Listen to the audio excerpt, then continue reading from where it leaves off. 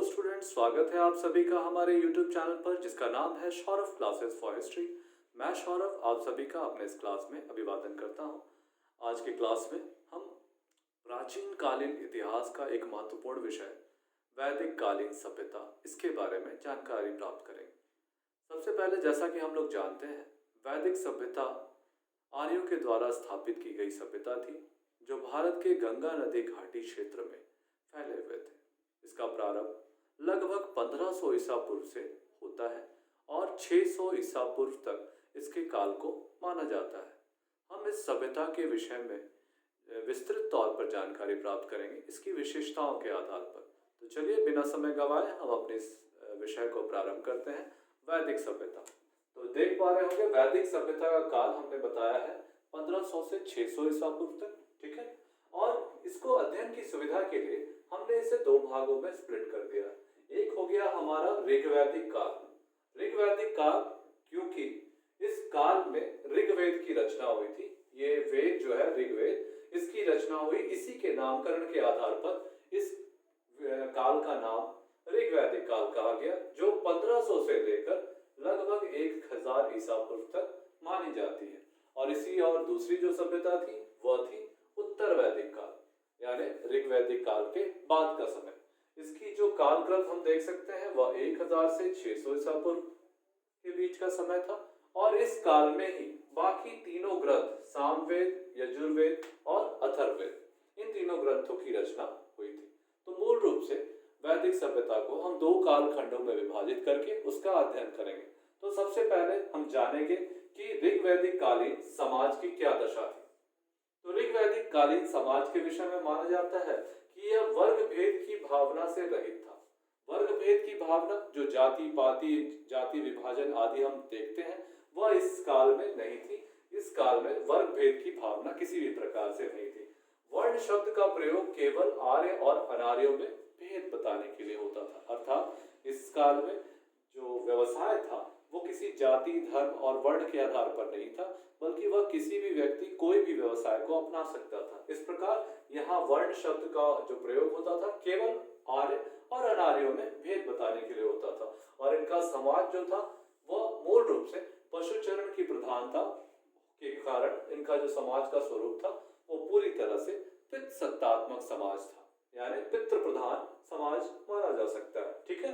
तो इस प्रकार से इसकी सामाजिक दशा के बारे में हम समझते हैं तो हम पाते हैं कि इनकी जो समाज थी वह वर्ग भेद की भावना से रहित थी और समाज में वर्ण शब्द का प्रयोग केवल आर्य अनार्य में भेद बताने के लिए होता था।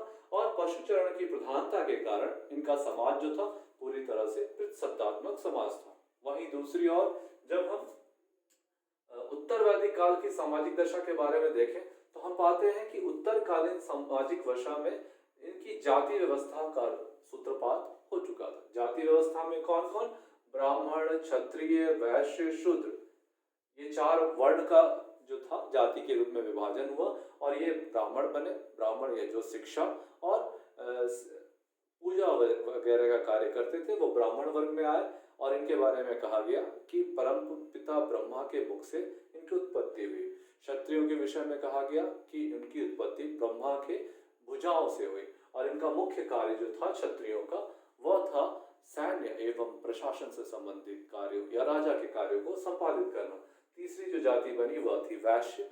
वैश्य जाति का मुख्य कार्य था व्यापार और व्यवसाय में संलग्न रहना। और चौथी जाति जो बनी वह थी हमारी शूद्र, जो कि इन तीनों वर्गों की सेवा करने का कार्य करती थी। अर्थात जो ऋग्वैदिक काल में वर्ग भेद की भावना से रहित समाज था वह जाकर उत्तर वैदिक काल में जाति व्यवस्था में परिगणित हो जाता है और ब्राह्मण, क्षत्रिय, वैश्य और शूद्रों में विभक्त हो जाता है।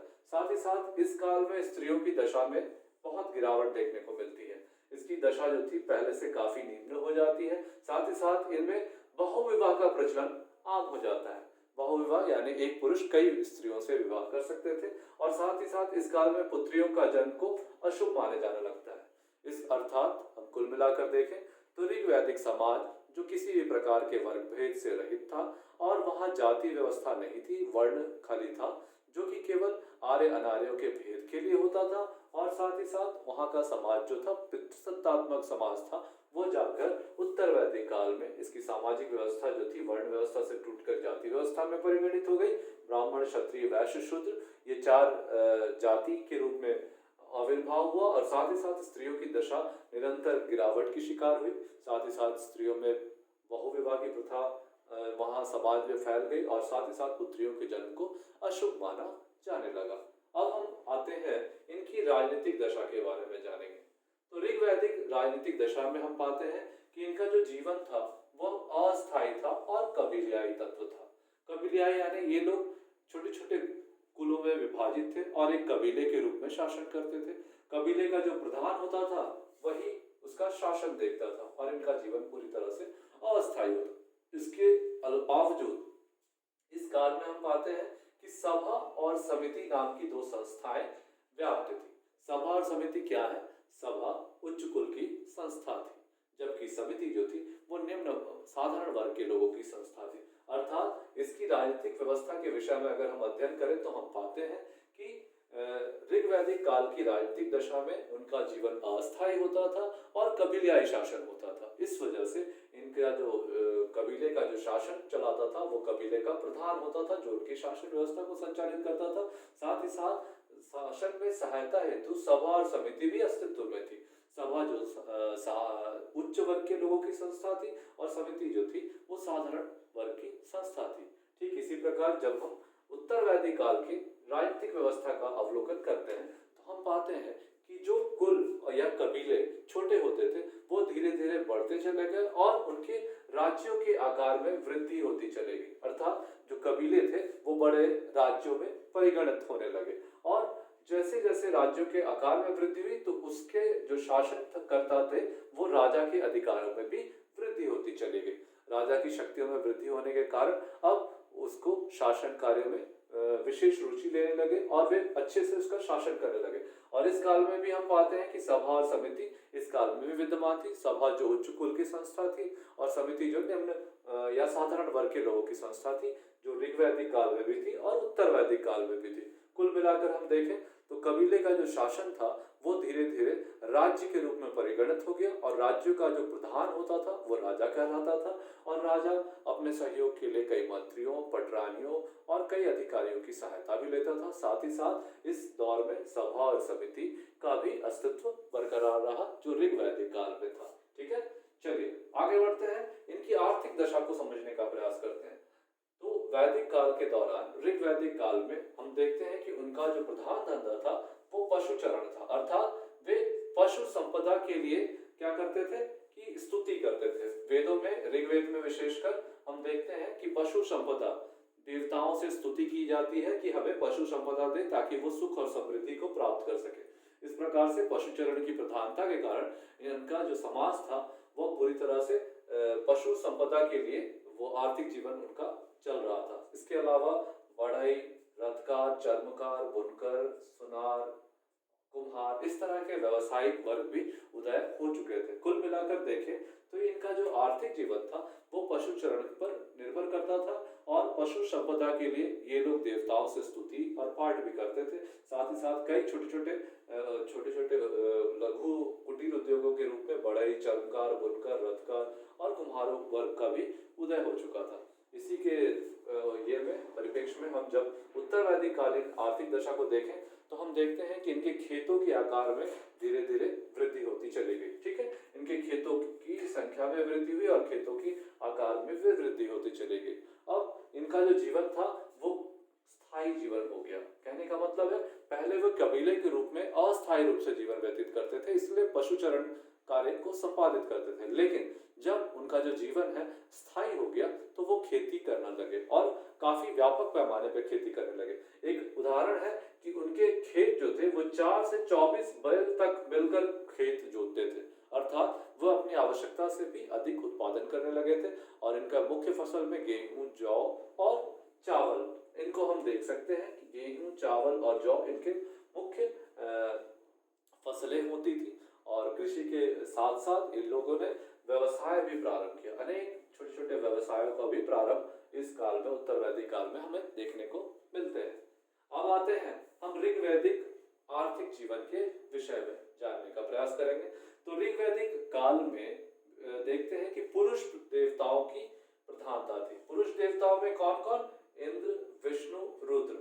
इस प्रकार से ये लोग क्योंकि इनका समाज जो था पितृ प्रधान था, और पितृ प्रधान होने के कारण और पशु चरण की प्रधानता के कारण इनका जो देवता होते थे वो मूल रूप से इंद्र, विष्णु और रुद्र थे, जो पुरुष देवता होते थे। और साथ ही साथ ये लोग प्राकृतिक शक्तियों की भी पूजा करते थे, जिसमें सूर्य, अग्नि, वायु, मरुत आदि चीजों की उपासना किया करते थे। अर्थात इनका जो धार्मिक जीवन था वो पूरी तरह से स्वच्छंद था और मूल रूप से पुरुष प्रधान देवताओं पर निर्भर करता था।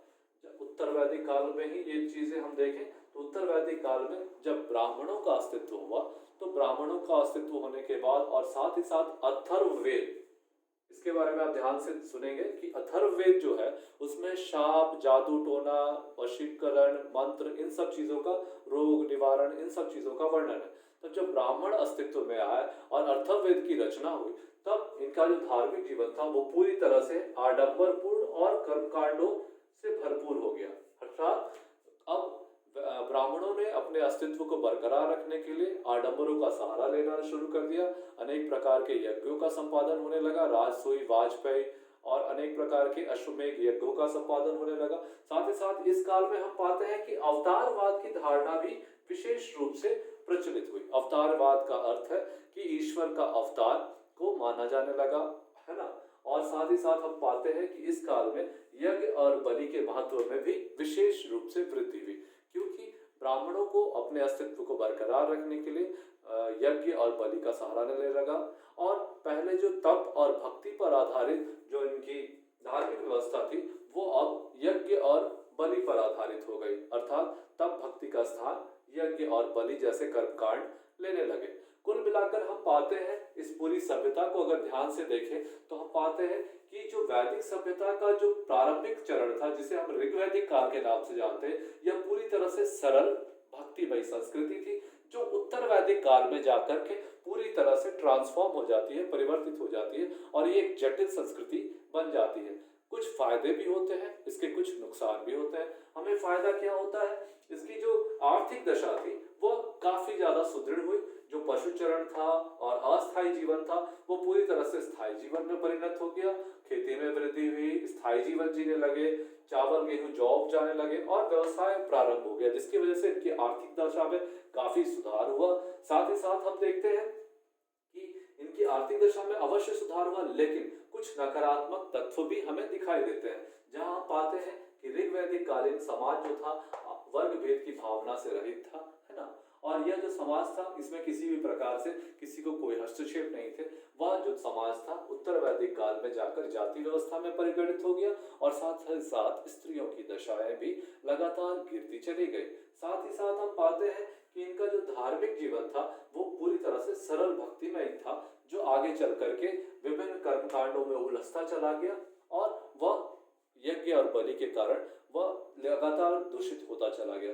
तो कुल मिलाकर अगर हम देखें तो हम पाते हैं कि वैदिक काल का प्रारंभिक चरण अर्थात ऋग्वैदिक काल पूरी तरह से स्वतंत्र, स्वच्छंद था और इस काल में ना तो वर्ण व्यवस्था ज्यादा कलुषित हुई थी, ना ही इनका जो समाज था वो किसी भी तरह से प्रदूषित था, बल्कि स्त्रियों का प्रॉपर मान सम्मान था और इनके धार्मिक क्रियाकलाप, इनके आर्थिक क्रियाकलाप काफी सरल और सादगीपूर्ण थे। लेकिन आगे चलकर उत्तर वैदिक काल में वर्ण व्यवस्था जाति व्यवस्था के रूप में परिवर्तित हो गई, अर्थात सरल भक्तिमयी संस्कृति जो थी उत्तर वैदिक काल में आडंबरपूर्ण संस्कृति के रूप में परिणत हो गई।